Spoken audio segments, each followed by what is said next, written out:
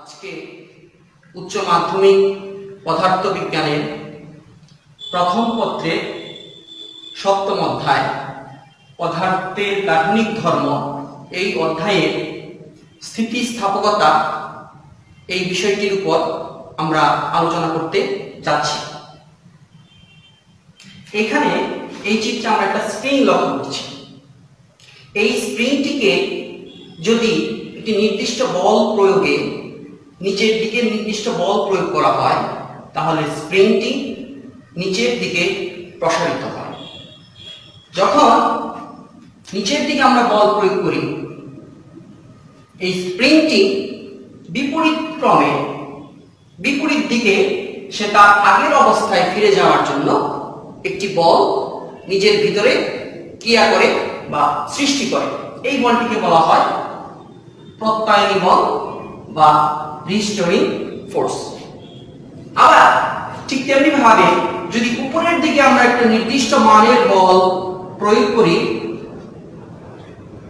এই স্প্রিংটি তার অভ্যন্তরীণ ভাবে একটি নির্দিষ্ট মানের বল নিচের দিকে বিপরীত ক্রমে ক্রিয়া করে। এটিকেও বলা হয় রিস্টোরিং ফোর্স। অর্থাৎ স্প্রিংটিকে বল প্রয়োগ করলে আমরা যদি প্রসারণ ঘটাতে চাই বা সংকুচন ঘটাতে চাই সে এই প্রত্যায়নী বলের কারণে তার স্বাভাবিক অবস্থায় ফিরে যেতে চায়। বস্তুর এই যে ধর্ম এই ধর্মটাকে বলা হয় স্থিতিস্থাপকতা। তাহলে আমরা বলতে পারি কোনো একটি বস্তুর উপর বা পদার্থের উপর বাহ্যিক বল প্রয়োগে যদি বস্তুটির আকার আকৃতি বা আয়তনের পরিবর্তন ঘটানো হয় এবং ওই বল অপসারণ করার সাথে সাথে যদি বস্তুটি তার আগের অবস্থায় ফিরে যায় এই ধর্মটাকে বলা হয় স্থিতিস্থাপকতা। এই স্থিতিস্থাপকতার উপর নির্ভর করে আমরা কঠিন পদার্থগুলোকে তিনটা ভাগে ভাগ করতে পারি। একটি হচ্ছে পূর্ণ স্থিতিস্থাপক বস্তু, একটি হচ্ছে পূর্ণ দৃঢ় বস্তু, একটি হচ্ছে নমনীয় বস্তু। পূর্ণ স্থিতিস্থাপক বস্তু কাকে বলা হয়? যে বস্তুতে বাহ্যিক বল প্রয়োগ করলে তার আকার আকৃতি বা আয়তনের পরিবর্তন ঘটে এবং ওই বল অপসারণ করার পর ওই বস্তুটি আবার তার আগের অবস্থায় ফিরে যায় সেই বস্তুটিকে বলা হয় পূর্ণ স্থিতিস্থাপক বস্তু। বাস্তবে এই ধরনের বস্তু পাওয়া সম্ভব নয়।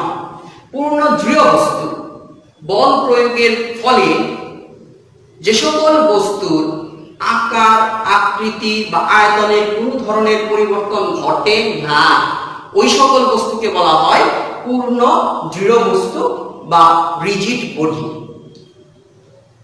এই ধরনের বস্তু পাওয়া অসম্ভব। নমনীয় বস্তু যে সকল বস্তুতে বাহ্যিক বল প্রয়োগ করলে তাদের আকার আকৃতি বা আয়তনের পরিবর্তন ঘটে কিন্তু তারা আগের অবস্থায় ফেরত আসতে পারে না ওই সকল বস্তুকে বলা হয় নমনীয় বস্তু। এখন এই স্থিতিস্থাপকতা ধর্মটিকে আমরা আন্তঃআণবিক দূরত্ব বা আন্তঃআণবিক আকর্ষণ বলের মাধ্যমে ব্যাখ্যা করতে পারি। কোন একটি বস্তু বা পদার্থের অণুগুলার মধ্যবর্তী দূরত্বকে বলা হয় আন্তঃআণবিক দূরত্ব এবং অণুগুলার মধ্যবর্তী ক্রিয়াশীল আকর্ষণকে বলকে বলা হয় আন্তঃআণবিক আকর্ষণ বল। ধরা যাক এটা একটা বস্তু, তার দৈর্ঘ্য হচ্ছে L। এই বস্তুটি একটি নির্দিষ্ট তাপমাত্রায় তার অণুগুলো পরস্পর হতে গড় দূরত্বে অবস্থান করে এবং তার স্ব স্থানে বা নিজ নিজ স্থানে ভাইব্রেট করতে থাকে অণুগুলো। এই দূরত্বটাকে বলা হয় R0। অর্থাৎ এই অবস্থায় অণুগুলার মধ্যবর্তী আকর্ষণ বল ও বিকর্ষণ বল পরস্পর সমান। আকর্ষণ বল ও বিকর্ষণ বল একে অপরকে ক্যান্সেল আউট করে দেয় বা নাকচ করে দেয়। এখন যদি আমরা বাহ্যিক বল প্রয়োগ করে এই বস্তুটাকে যদি আমরা সংকুচিত করে ফেলি তখন এই বস্তুর মধ্যে অবস্থানরত অণুগুলোর মধ্যবর্তী আন্তঃআণবিক দূরত্ব কমে যায়। তার মানে হচ্ছে আন্তঃআণবিক দূরত্ব যদি এই R0 অপেক্ষা কমে যায় তাহলে এই লেখচিত্রে আমরা ধনাত্মক y অক্ষ বরাবর আমরা নিলাম বিকর্ষণ বল এবং ঋণাত্মক y অক্ষ বরাবর নিলাম আমরা আকর্ষণ বল। যদি অণুগুলোর মধ্যবর্তী দূরত্ব এই r0 অপেক্ষা কম হয় তখন তার বিকর্ষণ বল বেড়ে যায়। আমরা যদি লেখচিত্রে আমরা দেখি বিকর্ষণ বল আস্তে আস্তে বাড়তে বাড়তে যত তার অণুগুলোর মধ্যবর্তী দূরত্ব কমছে তত তার বিকর্ষণ বলের পরিমাণ বাড়ছে। যত অণুগুলোর মধ্যবর্তী দূরত্ব r0 এর দিকে যাচ্ছে অর্থাৎ অণুগুলোর মধ্যবর্তী দূরত্ব বাড়তেছে তত তার বিকর্ষণ বলের পরিমাণ কমছে। এই r0 অবস্থানে তার বিকর্ষণ বলের পরিমাণ 0। এখন যদি এই বস্তুটিকে বাহ্যিক বল প্রয়োগ করে বস্তুটিকে যদি টেনে লম্বা করা হয় সেক্ষেত্রে বস্তুর অণুগুলোর মধ্যবর্তী দূরত্ব বেড়ে যায়। যদি বস্তুর অণুগুলোর মধ্যবর্তী দূরত্ব r0 অপেক্ষা বাড়তে থাকে তাহলে বস্তুর অণুগুলোর মধ্যবর্তী আকর্ষণ বল আস্তে আস্তে বাড়তে থাকে। অণুগুলোর মধ্যবর্তী আকর্ষণ বল আস্তে আস্তে বাড়তে থাকে। একটা অবস্থানে এসে অণুগুলোর মধ্যবর্তী আকর্ষণ বলের মান সর্বোচ্চ হবে। এখন বাহ্যিকভাবে বল প্রয়োগ করে যদি অণুগুলোর মধ্যবর্তী দূরত্ব আরো বাড়ানো যায় তখন এই আকর্ষণ বলের পরিমাণ আস্তে আস্তে কমতে থাকবে। একটা নির্দিষ্ট সীমা পর্যন্ত এই আকর্ষণ বলের মান কমতে থাকবে। যখন দূরত্ব আরো বাড়ানো হবে তখন বস্তুটি ছিঁড়ে যাবে। তাহলে এই r দূরত্বে আকর্ষণ বলের পরিমাণ সর্বোচ্চ। এখন এই লেখচিত্র থেকে আমরা দেখতে পাচ্ছি যে যদি অণুগুলোর মধ্যবর্তী দূরত্ব r0 থেকে কম হয় তাহলে বিকর্ষণ বলের পরিমাণ বাড়তে থাকে, আবার অণুগুলোর মধ্যবর্তী দূরত্ব r0 থেকে যদি বেশি হয় তাহলে আকর্ষণ বলের পরিমাণ বাড়তে থাকে। এখন সবসময় একটা প্রবণতা থাকে বাহ্যিক বল প্রয়োগ করলে তার এই আকর্ষণ বল বা বিকর্ষণ বলের সৃষ্টি হবে এবং বস্তুটি সবসময় এই সাম্য বিন্দুতে আসার চেষ্টা করবে। এই সাম্য বিন্দুতে বা সাম্য অবস্থানে আসার যে প্রবণতা বা তার যে ধর্ম এটাই হচ্ছে স্থিতিস্থাপকতা। এখন আমরা স্থিতিস্থাপকতার সাথে সম্পর্কিত কিছু রাশি নিয়ে আমরা আলোচনা করব। প্রথমে আসতেছি আমরা স্থিতিস্থাপক সীমা। সর্বোচ্চ যে পরিমাণ বল প্রয়োগে কোনো একটি বস্তু স্থিতিস্থাপক ধর্ম প্রদর্শন করতে পারে সেই সীমাটুকুকে বলা হয় স্থিতিস্থাপক সীমা। অসহভাগ ভার, ইংরেজি থেকে এটাকে বলা হয় ব্রেকিং ওয়েট বা ব্রেকিং লোড। সর্বনিম্ন যে বল প্রয়োগে কোনো একটি বস্তু ছিঁড়ে যায় বা সর্বোচ্চ যে পরিমাণ ভার কোনো একটি বস্তু সহ্য করতে পারে সেই ভারটাকে বলা হয় অসহ ভার। অসহ পীড়ন, প্রতি একক ক্ষেত্রফলে যে পরিমাণ অসহ ভার ক্রিয়া করে তাকে বলা হয় অসহ পীড়ন। যদি অসহ ভার যদি হয় 1 আর বস্তুটির ক্ষেত্রফল যদি হয় a তাহলে অসহ পীড়ন ইকুয়াল টু হচ্ছে F/a। স্থিতিস্থাপক ক্লান্তি, কোন একটা বস্তুতে অনিয়মিতভাবে যদি আমরা বারবার কোনো বল প্রয়োগ করি সেক্ষেত্রে বস্তুটি তার পূর্বের স্বাভাবিক অবস্থায় ফিরে যেতে কিছুটা সময় নেয়। এই ঘটনাটাকে বলা হয় স্থিতিস্থাপক ক্লান্তি। বিকৃতি, কোনো একটি বস্তুতে বল প্রয়োগ করলে তার আকার, আকৃতি বা আয়তনের পরিবর্তন ঘটে। একক আদি মাত্রায় বস্তুটি যে পরিমাণ আকার, আকৃতি বা আয়তনের পরিবর্তন ঘটে তাকে বলা হয় বিকৃতি।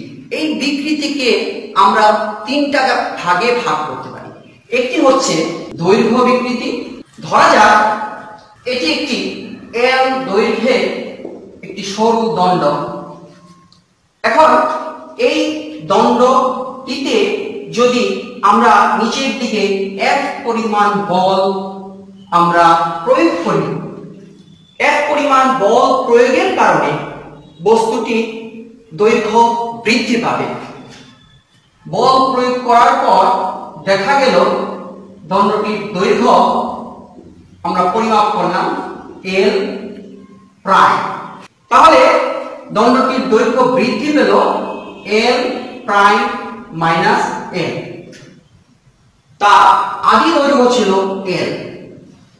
তাহলে দৈর্ঘ্য বিকৃতি equal to L prime minus L by L, অর্থাৎ একক আদি দৈর্ঘ্যে তার যতটুকু দৈর্ঘ্যের পরিবর্তন ঘটছে তাকেই বলা হয় দৈর্ঘ্য বিকৃতি।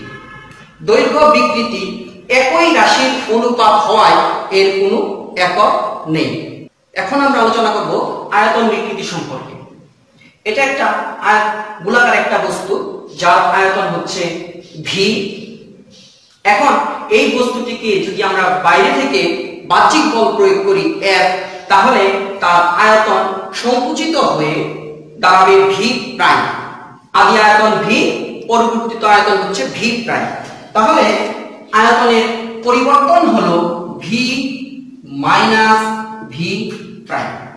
আদি আয়তন হচ্ছে v, তাহলে আয়তন বিকৃতি দাঁড়ায় v minus v prime by v। একক আদি আয়তনে আয়তনের যতটুকু পরিবর্তন তাকে বলা হয় আয়তন বিকৃতি। একক আদি আয়তনে আয়তনের যতটুকু পরিবর্তন তাকে বলা হয় আয়তন বিকৃতি। এটাও একই রাশির অনুপাত হয়, এটার কোনো একক নেই। এখন আমরা আলোচনা করব আকার বিকৃতি সম্পর্কে। আকার বিকৃতি প্রযোজ্য হচ্ছে আয়তকার কঠিন বস্তুর ক্ষেত্রে। ধরা যাক এ বি সি ডি একটি আয়তকার বস্তু। এই বস্তু এ কিনারায় বা এ বিন্দুতে এক পরিমাণ স্পর্শকীয় বল প্রয়োগ করা হলো।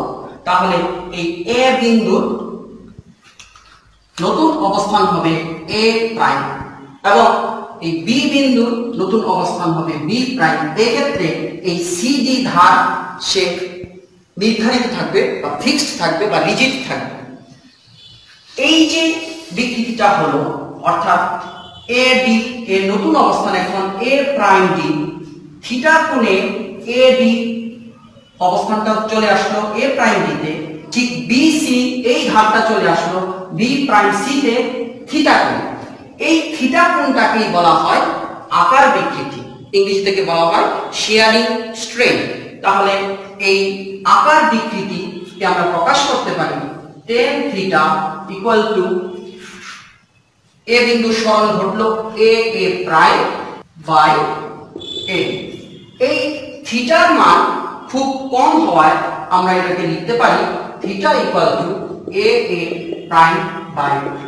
এখন আমরা আরেকটি গুরুত্বপূর্ণ রাশি সম্পর্কে আলোচনা করব, সেটি হচ্ছে পীড়ন বা স্ট্রেস।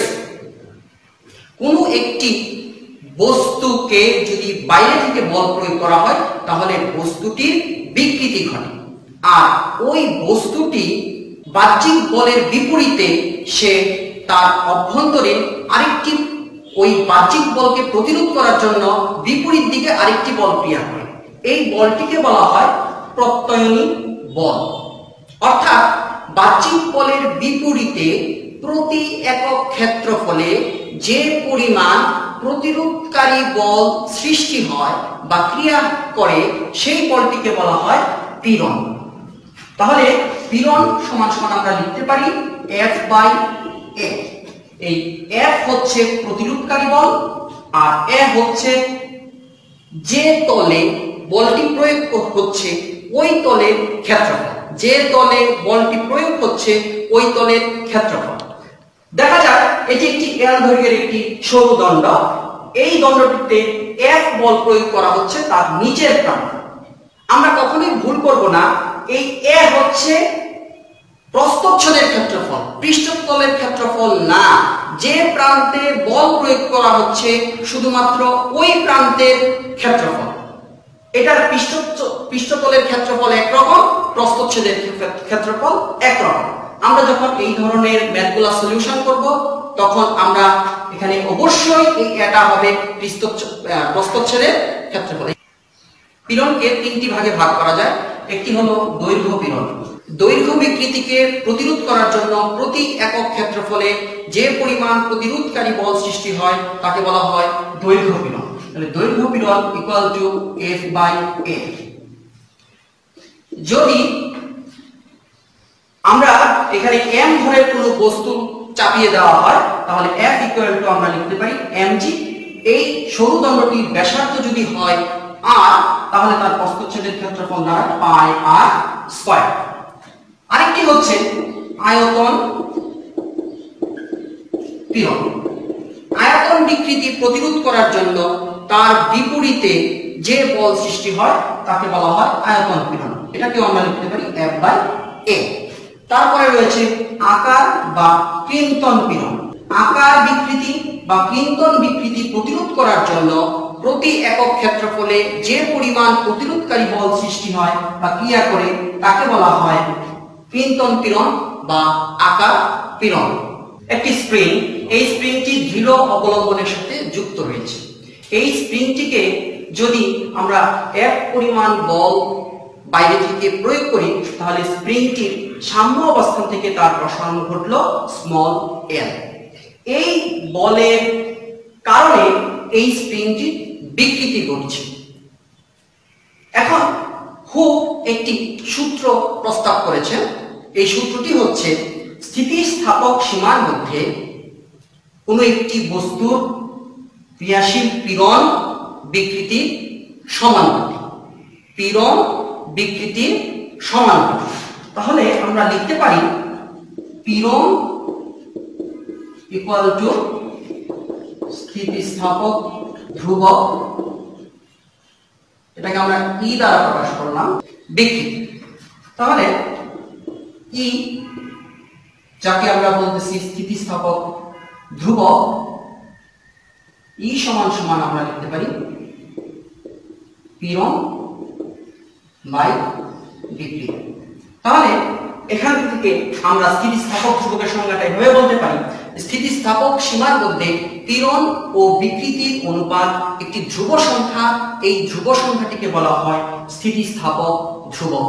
হুকের সূত্র অনুযায়ী পীড়ন ও বিকৃতি পরস্পর সমানুপাতিক। এই লেখচিত্রে আমরা পীড়ন ও বিকৃতির সম্পর্কটা আমরা এখানে অবলোকন করার চেষ্টা করব। x অক্ষ বরাবর বিকৃতি, y অক্ষ বরাবর হচ্ছে পীড়ন। যদি আমরা কোনো একটা বস্তুতে বল প্রয়োগ করি তাহলে তার পীড়ন আস্তে আস্তে বৃদ্ধি পাবে এবং পীড়ন বাড়ার সাথে সাথে তার বিকৃতিও বাড়তে থাকবে। ও থেকে এ পর্যন্ত এই অংশটুকুতে আমরা নিয়মিত ঢাল বা স্লোপ পর্যবেক্ষণ করছি। এই অংশটুকুতে পীড়ন বিকৃতির সমানুপাতিক, অর্থাৎ পীড়ন যে হারে বাড়ছে বিকৃতিও সে হারে বাড়ছে। এখন এখানে এই ও এ অংশে যে কোনো অবস্থানে যদি আমরা বাহ্যিক বলটাকে সরিয়ে নেই তাহলে বস্তুটি আবার আগের অবস্থায় ফেরত আসবে। পুনরায় যদি আমরা পীড়ন আরো বাড়াই তখন অনিয়মিত ঢাল আমরা লক্ষ্য করব। এ হতে বি বিন্দু, এই এ বি অংশে অনিয়মিত ঢাল আমরা পর্যবেক্ষণ করছি। এই এ বি অংশে হুকের সূত্র অনুযায়ী পীড়ন ও বিকৃতির অনুপাত সমান বা সমানুপাতিক হচ্ছে না। এই বি অবস্থানে যদি আমরা বাহ্যিক বলটাকে সরিয়ে নেই তাহলে বস্তুটি আর এই ওতে ফেরত আসতে পারবে না। এই বি বিন্দুটি তখন এই পি অবস্থানে ফেরত আসবে যদি আমরা বাহ্যিক বলটাকে সরিয়ে নেই। তাহলে এই ওপি অংশটুকু স্থায়ী বিকৃতি হিসেবে এখানে পরিগণিত হচ্ছে। বি অবস্থানের পরে আমরা যদি আরো বল প্রয়োগ করি অর্থাৎ পীড়ন বাড়াই তখন অনিয়মিত ঢাল লক্ষ্য করা যায়। এই সি অবস্থান হতে সি অবস্থানে আসার পর যদি আরো বল বাড়ানো হয় তাহলে এই সি হতে ডি অবস্থান পর্যন্ত এই অঞ্চলটি নমনীয় অঞ্চল হিসেবে কাজ করে, অর্থাৎ বল সরিয়ে নিলেও বস্তুটি তার স্বাভাবিক অবস্থায় ফেরত আসে না। এই বলটাকে যদি আমরা আরো বাড়াই তখন এই বস্তুটি ছিঁড়ে যায়, অর্থাৎ এই ডি অবস্থানটাকে বলা হয় অসহ ভার। অসহ ভার অর্থাৎ এই অবস্থানের পরে আমরা যদি আরো বল প্রয়োগ করি তাহলে বস্তুটি ছিঁড়ে যাবে, এর বেশি বল সে সহ্য করতে পারবে না, এই ভারটাকে বলা হয় অসহ ভার। আজকের আলোচনা আমাদের এই পর্যন্তই।